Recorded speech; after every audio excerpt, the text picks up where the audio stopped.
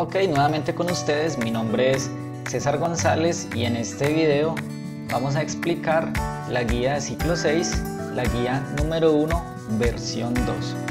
Bueno, esta guía trata entonces sobre los diagramas de flujo.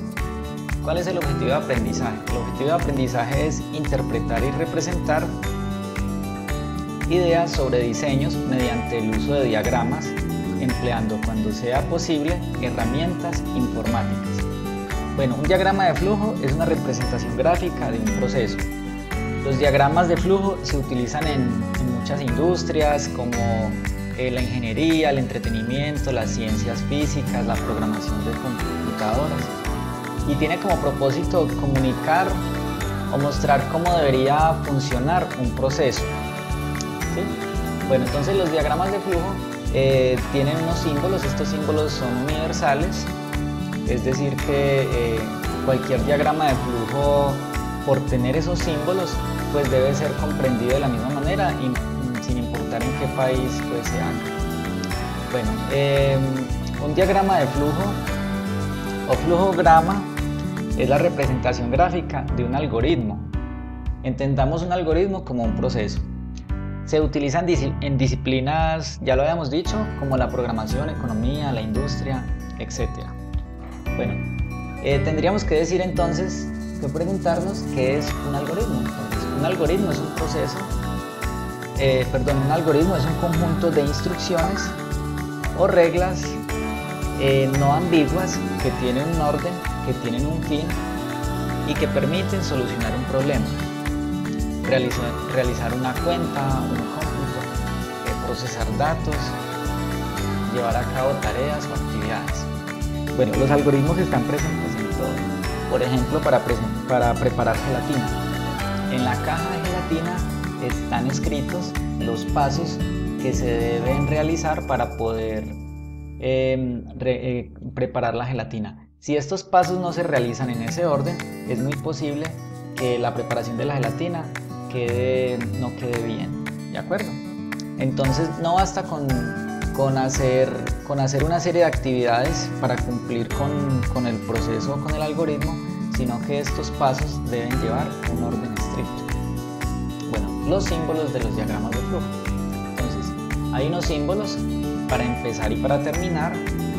Hay una flecha o línea de flujo que nos dice por dónde va el control o el flujo de dicho programa, ¿sí? De dicho diagrama. Un trapecio para cuando queremos preguntarle algo al usuario, ¿sí? O cuando queremos entrar algo que típicamente es una entrada por el teclado de la computadora, ¿sí? Una entrada que se la pedimos al usuario. Bueno, hay también un rectángulo para los ciclos, para los procesos.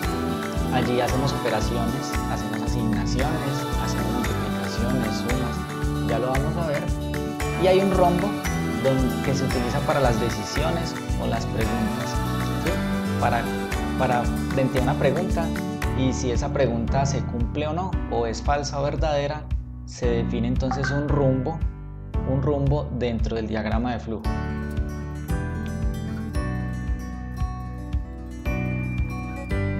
Bien, los algoritmos deben tener en cuenta la entrada de los datos para producir una salida, ¿sí? Pero antes de que se produzca una salida debe haber un proceso, ¿sí? Entonces decimos que los algoritmos deben tener una entrada de datos, luego estos datos se procesan y finalmente se obtiene una respuesta o salida. Esto se conoce como el esquema de caja negra y vemos que ocurre en todos los procesos que vemos a diario. Por ejemplo, el alimento en una persona sería la entrada, ¿sí?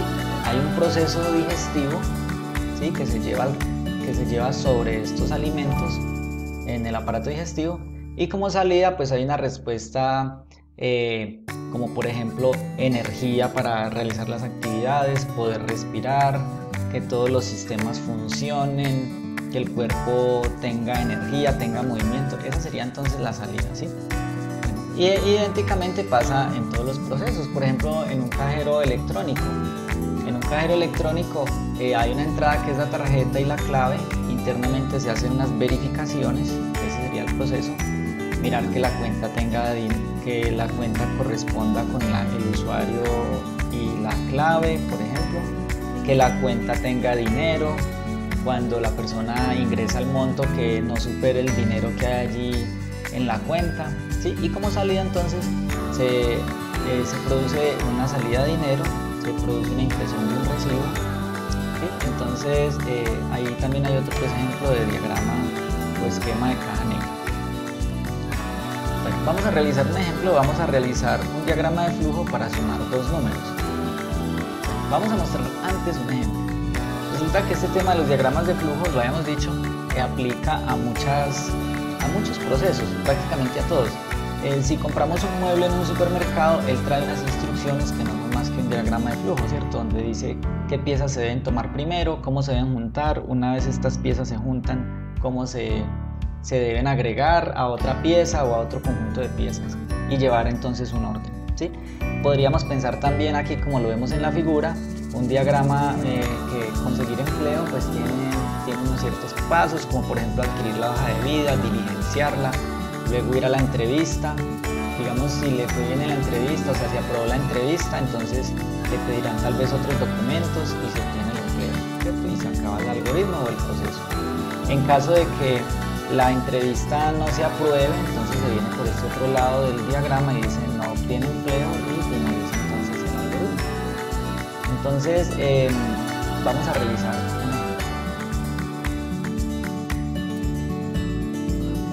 en nuestra guía. Entonces tenemos por acá los elementos, ¿cierto? Los símbolos propios de los diagramas de flujo. Como estas tareas las estamos pidiendo realizar en el cuaderno, pues entonces se deben dibujar. Simplemente yo voy a utilizar este editor de diagramas, es un programa que se llama PCInt.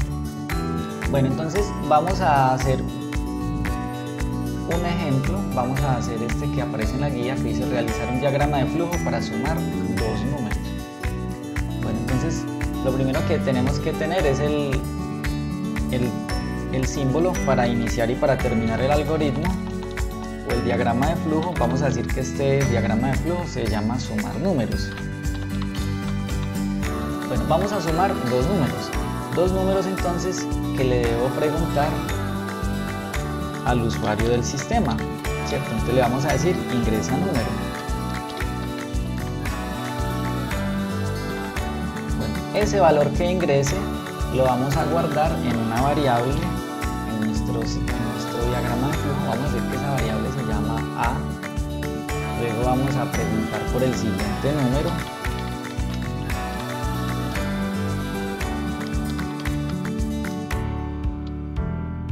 ¿Sí? Y ese siguiente número entonces lo vamos a llamar B.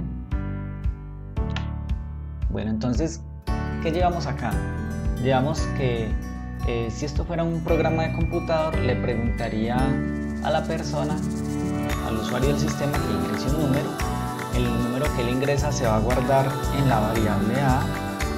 Luego se va a preguntar por otro número, ¿sí? Con este mensaje, ingresa número, se va a guardar en la variable B. ¿Sí? Estas dos variables me van a almacenar cada uno de los valores que el usuario me resulta. Posteriormente, entonces, en una variable resultado, ¿sí? Vamos a crear una variable que se llama resultado. A esa variable resultado le vamos a asignar la suma de A más B. ¿De acuerdo? Sean los valores que tengan A y sea el valor que tenga B, los vamos a sumar y los vamos a guardar en la variable resultado. Y entonces ahora lo que nos queda es mostrarle al usuario el resultado, ¿cierto? Digámosle que la suma es, ¿cierto? La suma es igual, entonces ¿a qué? A resultado. Listo, bueno, entonces observemos acá el diagrama de caja negra, ¿sí? Tenemos entonces una entrada, que son los dos números que se le piden al usuario. Internamente se realiza un proceso donde el primer número se suma con el segundo y se produce entonces una salida que se muestra a pantalla, donde se le va a informar al usuario el resultado. Bien, vamos entonces a ejecutar este diagrama de flujo. ingresa número, entonces vamos a ingresar el número 5, ingresa número, vamos a ingresar el número 6 y entonces me dice la suma es 11. ¿Sí? Vamos a realizarlo nuevamente, vamos a hacerlo ahorita con otros números, por ejemplo 10.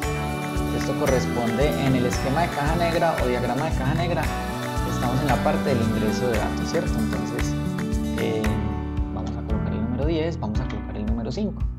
Listo.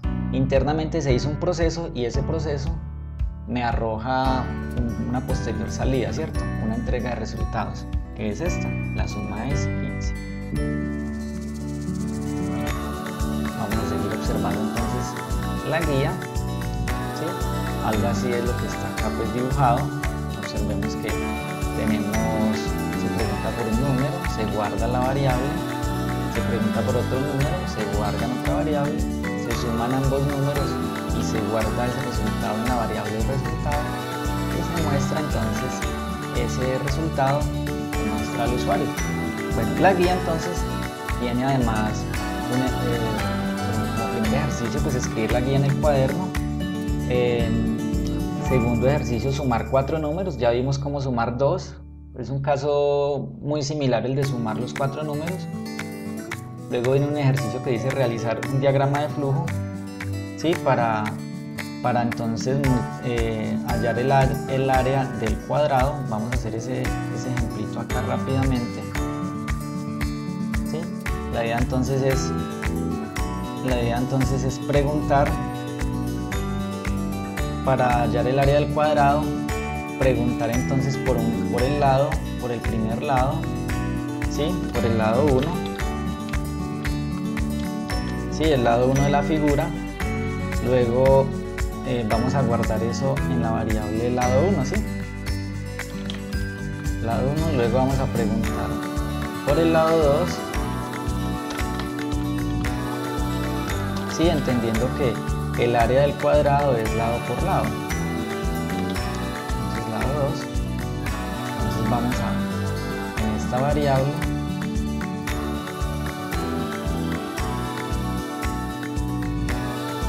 bueno, entonces en la variable área vamos a multiplicar lado 1 por lado 2 y luego vamos a mostrar el resultado, ¿sí?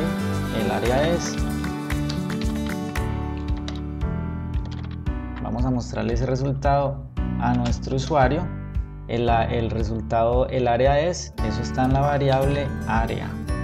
Bueno, vamos a observar entonces cómo sería la respuesta acá.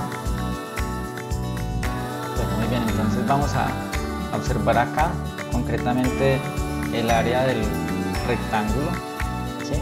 O el área del cuadrado, donde vemos que el área es igual a la base por la altura o lado 1 por lado 2. Bueno, entonces ya habíamos diseñado nuestro diagrama de flujo. Vamos a decir que este lado mide 5 y que el lado 2 mide 6, entonces el área de esta figura sería lado 1 por lado 2, o sea 30, y entonces acá nos aparece el resultado. Bueno, muy bien, entonces espero que esta explicación nos permita aclarar todas las inquietudes que tenemos. Es todo y hasta la próxima.